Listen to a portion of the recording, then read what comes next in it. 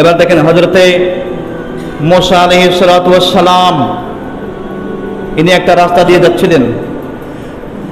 যাওয়ার পথে একজন আল্লাহর একজন বান্দিনী কান্না করে হযরতে মুসা কালিমুল্লাহর পায়ে পড়ে গেলেন।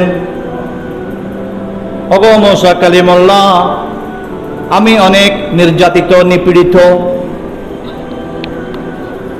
আপনি তো আল্লাহর নবী, আল্লাহর দরবারে একটু চান আমার তকদিরে কোনো ছেলে সন্তান আছে কিনা, কারণ আমার স্বামী আমার উপর অত্যাচার করছে, কারণ আমার কোনো ছেলে সন্তান হচ্ছে না। আপনি তো আল্লাহর নবী, আল্লাহর সাথে কথা বলেন, একটু দেখেন না আমার তকদিরে কোনো ছেলে সন্তান আছে কিনা। জোরে বলুন সুবহানাল্লাহ। হযরত মুসা কালিমুল্লাহ মহান রব্বুল আলামিনের সাথে কথা বলে দিলেন, এই মহিলা তুমি চলে যাও, তোমার তকদিরে কোনো ছেলে সন্তান নাই।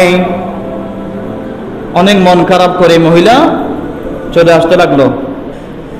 আরে আমার কি গতি হবে, কোনো সন্তান নাই, কোনো ছেলে সন্তান নাই। ইতিমধ্যে ওই রাস্তা ধরে আসছিল, রাস্তার পাশে একটা জঙ্গল ছিল। দেখা যায় ওই জঙ্গলের মধ্যে একজন আল্লাহর বান্দা, মকবুল সালিহিন বান্দা, আল্লাহর জিকিরে রত আছে। আল্লাহর এমন জিকির করছে যেন জমিনটা কম্পন করছে, এমন ভাবে জিকির করছে। ওই মহিলা আর দ্বিধাদ্বন্দ্ব না করে ওই জঙ্গলে ঢুকে পড়লেন। দেখা যায় একটা লোক দেখা যায় পাগলের মতো, পাগল বেশে আল্লাহর রাস্তায় জিকির করছে। জোরে বলুন কোরবান কি, এটা আমি বলছি। ওই মহিলা দেরি করে নাই, ওই বান্দাকে দেখে, ওই প্রেমিককে দেখে আর দেরি করে নাই। যেভাবে হযরত মুসা কালিমুল্লাহর পায়ে পড়েছিল, ওই বান্দার পায়ে গিয়ে ওই বান্দার পায়ে পড়ে গেল। ওগো আল্লাহর মেহবুব বান্দা, মজজুব বান্দা, আপনি একটু দেখেন না আমার কপালে কোনো ছেলে সন্তান আছে কিনা। জোরে বলুন। ইনি আল্লাহর পাগলা বান্দা। খবরদার, পাগলা হলে কিছু পাগলা আছে, এগুলো দেখতে পাগলের মতো লাগে, কিন্তু এরা কিন্তু আল্লাহর মেহবুব। সুবহানাল্লাহ বলুন। আপনার পাশে আশেপাশে আসবে, হয়তো বা পরীক্ষার জন্য আপনার কাছে কিছু চাইবে, দূর দূর করে তাড়িয়ে দিয়েন না। গেল বলে কি চাও তুমি? বলো আমার কোনো ছেলে সন্তান আছে কিনা, আমার নসিবে একটু দেখেন। আর ওই পাগল বান্দা বলে দিল, যাও যাও, তোমার কাছে একটা সন্তান হবে, তোমার কাছে একটা সন্তান হবে। মহিলা খুশি হয়ে গেল, চলে গেল। হ্যাঁ রে, ইনি একজন আল্লাহর নবী, ইনি বলেছেন আমার তাকদীরে কোনো সন্তান নাই, আর ইনি একজন পাগল, ইনি বলছেন তোমার সন্তান হবে। এখন কি হবে আমি নিজেও তো বুঝি না। সুবহানাল্লাহ বলেন। দেখা যায় আসলে ওই বান্দা, পাগল বান্দার কথা আল্লাহ কবুল করলেন, কবুল হয়ে গেল। ওই মহিলার সন্তান হলো। যে নিয়ে যাচ্ছে কোথায়? ওই পাগলের মজজু ওই বান্দার কাছে ওই মহিলা নিয়ে যাচ্ছে।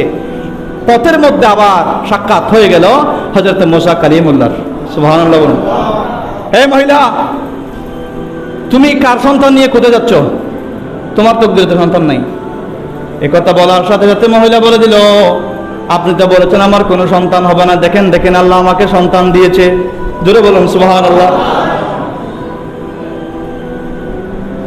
হযরত মুসা কালিমুল্লাহ লাঞ্ছিত লজ্জিত হয়ে গেল, আবার চলে গেল তোর পাহাড়ে।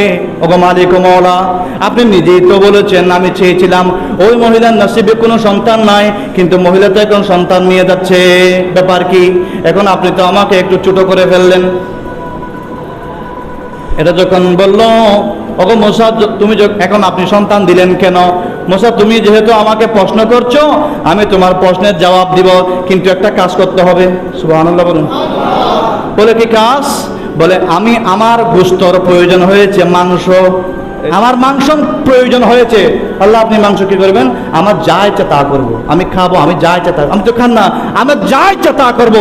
আমার মাংসের গুস্তর প্রয়োজন হয়েছে, তুমি আমাকে মাংস দাও, তুমি আমাকে গোশত দাও, তারপর আমি তোমার জবাব দিচ্ছি, আমি তোমার জবাব। হযরত মুসা কালিমুল্লাহ হেরে সকালবেলা বের হয়ে গেলেন একটা ছুরি নিয়ে। আল্লাহর মাংস প্রয়োজন হয়েছে, দেখি কোথায় পাই, আর এনে দিলে তো আমার জবাবও আমি পাবো।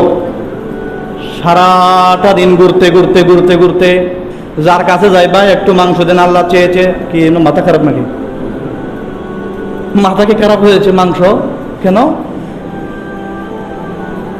এভাবে ঘুরতে ঘুরতে সারাটা দিন চলে গেল, সূর্য ডুবো ডুবো অবস্থা, মাংস পেল না, হতভম্ব হয়ে চলে আসছে।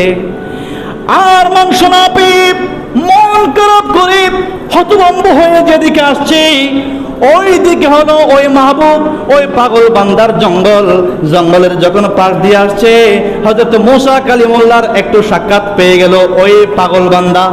সুবহানাল্লাহ। ওগো মুসা কালিমুল্লাহ, আপনি কোথায় গেলেন? বলে, দেখেন না, আমি আল্লাহকে একটা প্রশ্ন করেছিলাম, আল্লাহ আমাকে একটা শর্ত জুড়িয়ে দিয়েছে। আল্লাহ বলেন, আমি তোমাকে ওই প্রশ্নের জবাব দিব, তুমি আমার জন্য মাংস নিয়ে আসো। এখন আমি সারাদিন মাংস খুঁজেছি, কেউ আমাকে মাংস দেয় নাই, সূর্য ডুবে গেল, এখন আমি আল্লাহর জবাবও পাবো না, মাংস দিতে পারবো না। আর ওই পাগল বান্দা বলছে, এ মুসা কালিমুল্লাহ, আমার মাওলা মাংস চেয়েছে, তুমি তাড়াতাড়ি আমাকে ছুরি দাও, আমার শরীরের কোন মাংস, কোন গোশতগুলো বেশি সুন্দর, ওই সুন্দর গোশতগুলো তুমি আমাকে বলো, আমার শরীরের কোথায় সুন্দর গোশত আছে। উনি বললেন, হযরত মুসা কালিমুল্লাহ বললেন, ওগো আপনার শরীরের মধ্যে একেবারে সুন্দর মাংস হচ্ছে রানের মাংস। রানের, আর দেরি করে নাই, রানের মাংস বলার সাথে সাথে হযরত মুসা কালিমুল্লাহর হাত থেকে ছুরি নিয়ে একেবারে গরু যেভাবে জব করে সেইভাবে জবে করে মাংস নিয়ে যাও আমার মাওলার জন্য। সুবহানাল্লাহ। কুরবান কাকে বলে? হযরত মুসা কালিমুল্লাহ খুশি হয়ে গেল, হ্যাঁ আমি মাংস পেয়েছি। ও আল্লাহ, হযরত মুসা এসেছো? হ্যাঁ। মাংস পেয়েছো? পেয়েছি। ও আল্লাহ, সারা দিন আমি খুঁজেছি, পাই নাই, আমি মাংস পেয়েছি। আল্লাহ, মাংস নেন, আমার জবাব দেন। ও মুসা, জবাব তো এখানেই আছে, জবাব তো সেখানেই নিহিত। তোমার কাছে তো, তোমার শরীরে তো মাংস ছিল, কই তো তুমি মুসা তো আমার জন্য কেটে দাও নাই। যে বান্দা আমার আল্লাহর নাম, আমার নাম শুনে তার শরীর থেকে মাংস কেটে দিতে দ্বিধাবোধ করে না, সে মরবে না বাঁচবে সেটাও দেখে না। মুসারে, এবার তুমি বলো না, আমি তার কথা কিভাবে ফেলে দেই?